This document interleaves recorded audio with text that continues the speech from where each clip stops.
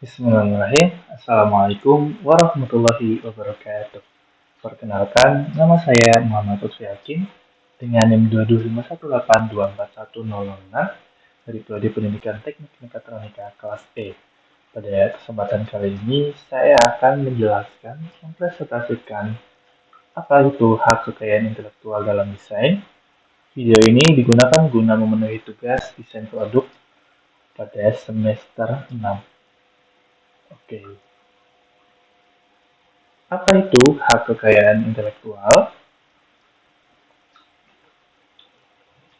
Hak kekayaan intelektual merupakan sekumpulan atau kumpulan hak hukum yang memberikan perlindungan atas karya-karya intelektual. Ini termasuk hak cipta, paten, merek dagang, serta desain industri yang bertujuan untuk mencegah plagiarisme dan penggunaan tanpa izin terhadap karya-karya kreatif dan inovatif. Kemudian, apa sih manfaat dan keuntungan dari hak kekayaan intelektual ini? Setidaknya saya sudah mengumpulkan 5 dari manfaat dan keuntungan dari adanya hak kekayaan intelektual. Yang pertama ada perlindungan hukum, di mana orang yang memiliki hak kekayaan intelektual ini dapat mendapatkan perlindungan hukum terhadap karya-karya kreatif dan inovatif yang mereka miliki. Kemudian dapat juga untuk mencegah penggunaan tanpa izin, plagiarisme, dan pelanggaran hak. Kita ambil contoh saja pada seorang musisi, apabila ada seorang A telah menciptakan lagu terlebih dahulu dan dia sudah mematenkan, kemudian orang B ini dia menjiplak atau meniru sebagian nada ataupun lirik dari musisi A. Maka musisi A yang telah mendaftarkan hak ataupun patennya dapat mengajukan tuntutan hukum terhadap si orang plagiasi orang musisi B tersebut. Kemudian manfaat dan keuntungan dari hak kekayaan intelektual adalah pemegang hak kekayaan intelektual dapat memperoleh keuntungan finansial melalui penjualan lisensi atau komersialisasi karya mereka. Ambil contoh juga dalam musik lagi, ketika saya menulis sebuah lagu, saya mengarang sebuah lagu, kemudian lagu itu booming, saya tidak perlu hadir atau menyanyikannya secara langsung di sebuah event musik ataupun konser. Saya akan mendapatkan royalti atau komersialisasi setiap ada orang yang membawakan karya hasil musik saya, maka saya berhak untuk mendapatkan hak-hak saya berupa pemasukan juga. Maka ini linear dengan poin kedua di mana kita akan mendapatkan keuntungan dari dalam sisi ekonomi. Kemudian yang ketiga adalah adanya pengakuan dan kredibilitas. Hak kekayaan intelektual ini membantu mendapatkan pengakuan resmi atas karya, meningkatkan reputasi, serta kredibilitas kreator maupun perusahaan. Jadi, ketika kita sudah mendaftarkan hak kekayaan intelektual, baik itu perseorangan maupun perusahaan dalam lingkup yang lebih besar, setidaknya kami sudah mengenalkan kepada halayak bahwa produk kami ini sudah berlisensi, sudah bersertifikat, sudah resmi, sehingga dengan itu bisa ya mengenalkan halayak lebih lagi terhadap karya-karya atau produk-produk kami. Kemudian poin yang keempat adalah mendorong inovasi. Perlindungan hak kekayaan intelektual ini mendorong individu serta perusahaan untuk terus berinovasi karena mereka tahu karya mereka akan dilindungi.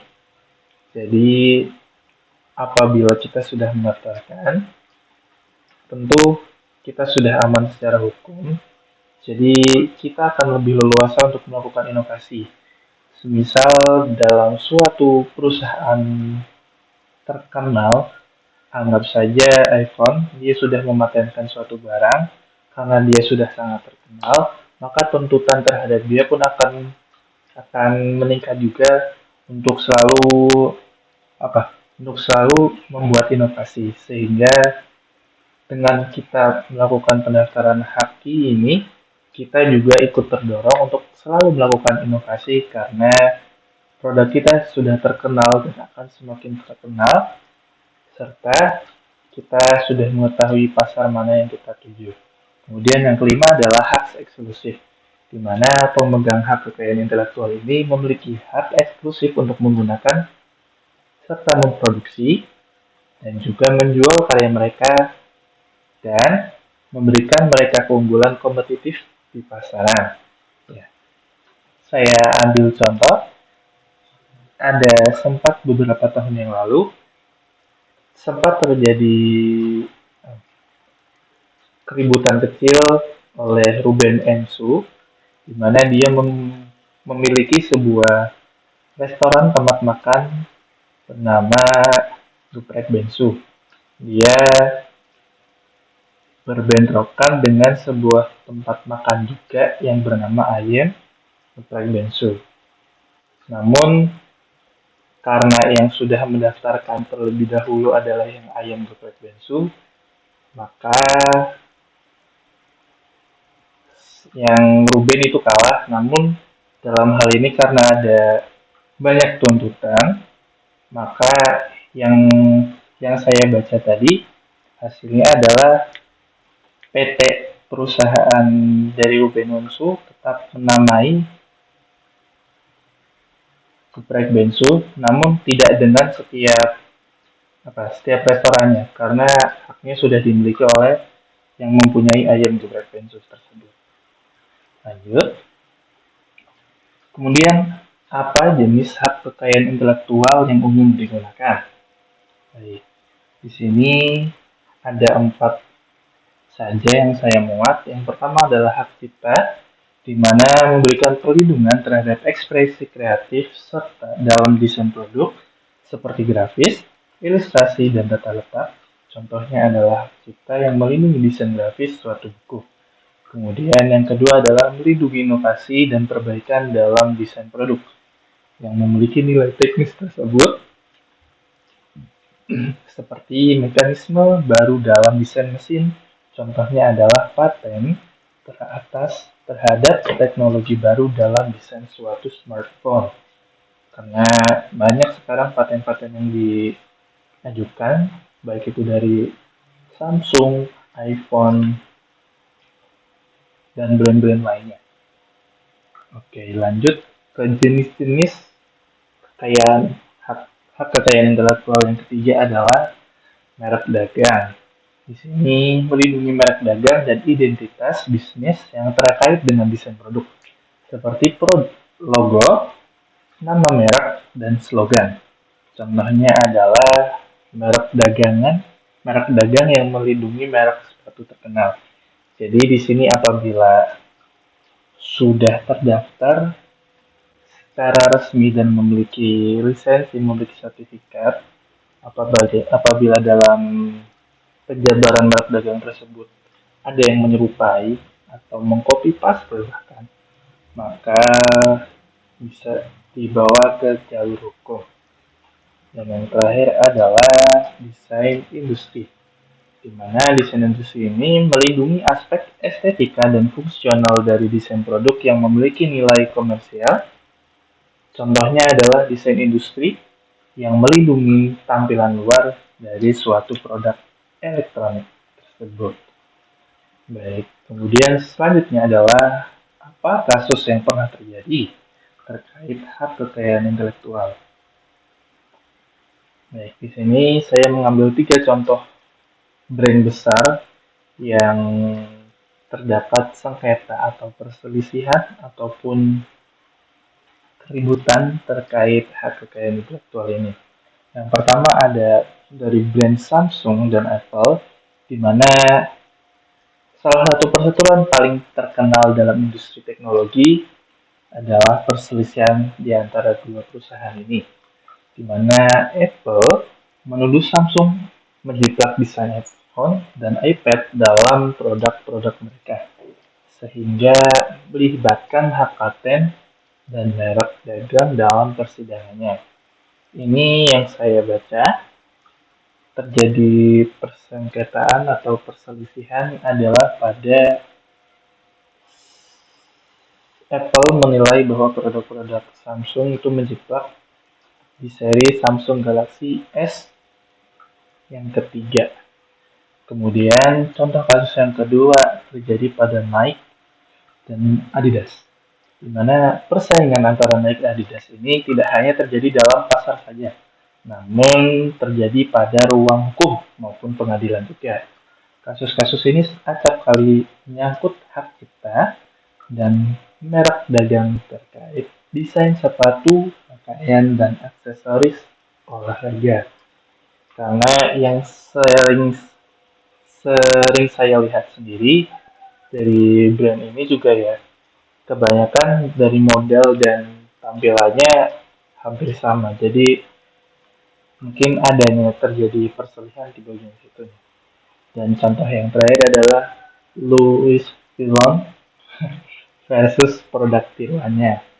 Louis Vuitton merupakan perusahaan mode mewah eksklusif di mana seringkali harus menghadapi masalah produk tiruan yang meniru desain teks mereka. Dalam kasus-kasus ini, perlindungan merek dagang dan desain menjadi kunci untuk melawan produk tiruan dan menjaga integritas merek tersebut. Di sini merek Louis Vuitton tersebut.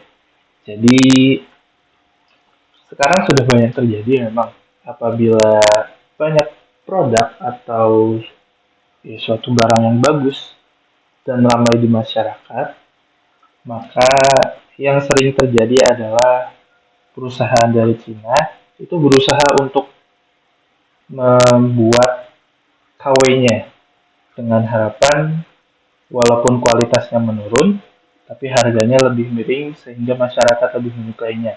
Namun dari sisi haki ini, apabila perusahaan yang ditiru sudah mematenkan, sudah mendaftarkan hakinya ke instansi terkait, maka sang peniru mungkin di daerah Cinanya bisa langsung dituntut karena mereka mengambil hak-hak dari perusahaan utama yang sudah menciptakan produknya terlebih dahulu.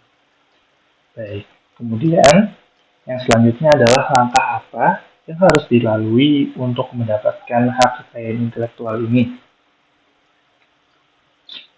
Berikut ada setidaknya 8 langkah-langkah yang harus dilalui.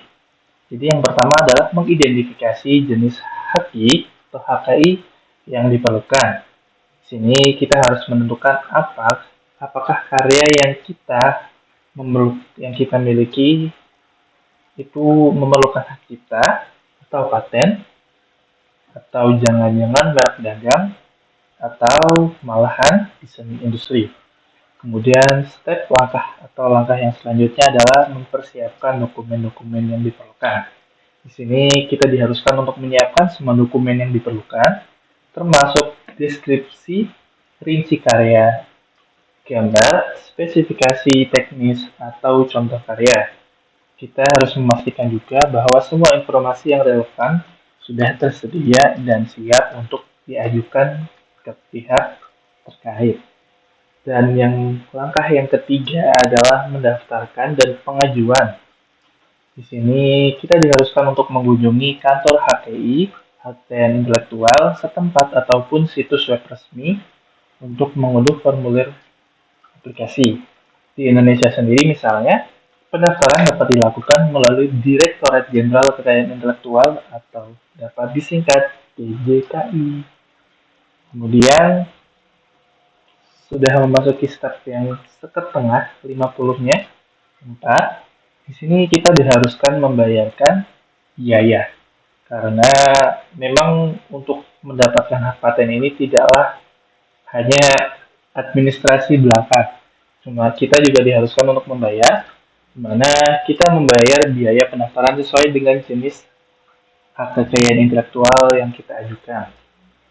Biaya ini bervariasi tergantung pada jenis dan lingkup perlindungan yang diinginkan. Jadi apabila kita inginkan hak paten maka harganya mungkin ada perbedaan dengan merek dagang, kemudian dengan yang lainnya. Kemudian di sini adalah proses pemeriksaan. Di sini setiap jenis yang kita ambil atau kita pilih pada langkah pertama memiliki jenis proses pemeriksaan yang berbeda, cuma tetap di prosesnya, tetap di langkah proses. Jadi pastikan kita memilihnya dengan benar. Lalu pada langkah yang keenam adalah kita mempublikasikan ataupun dari pihak direktorat mempublikasikan terkait rincian yang kita ajukan. Kemudian akan adanya masa aju banding atau masa keberatan. Untuk beberapa jenis HKI ini, seperti paten dan merek dagang, setelah lolos pemeriksaan awal, informasi tentang permohonan akan dipublikasikan untuk umum. Pihak ketiga diberikan untuk mengajukan keberatan dalam jangka waktu tertentu. Oke, lanjut ke dua langkah yang terakhir adalah penerbitan sertifikat. Jika pada langkah sebelumnya tidak ada keberatan atau keberatan tidak diterima dan semua persyaratan terpenuhi, maka sertifikat hak kekayaan intelektual ini akan diberikan secara resmi sebagai bukti kepemilikan hak tersebut. Jadi, jika langkah yang tadi tidak ada permasalahan, tidak ada bentrok dengan tidak ada yang mengajukan banding, maka sertifikat akan segera diberikan kepada yang mengajukan hak kekayaan intelektual ini. Kemudian langkah yang terakhir, last but not least, adalah pemeliharaan hak tersebut. Setelah mendapatkan hak kekayaan intelektual, dipastikan untuk mematuhi semua persyaratan pemeliharaan seperti membayar biaya tahunan untuk paten atau memperbarui registrasi untuk merek dagang sesuai dengan ketentuan yang berlaku. Apabila tidak memenuhi dengan ketentuan yang ada, maka ada kemungkinan hak paten itu akan ditarik kembali. Maka kita sebagai orang yang mengajukan hak paten sudah harus memprediksikan apa-apa yang kedepannya akan terjadi dan harus menyiapkan sehingga kita tidak melanggar dan melangkahi aturan-aturan yang ada. Next, sekian, terima kasih sudah menyimak dengan seksama. Mohon maaf juga apabila banyak salah kata yang saya ungkapkan. Kurang lebihnya mohon maaf. Sekali lagi, wabillahi taufiq wal hidayah. Wassalamualaikum warahmatullahi wabarakatuh.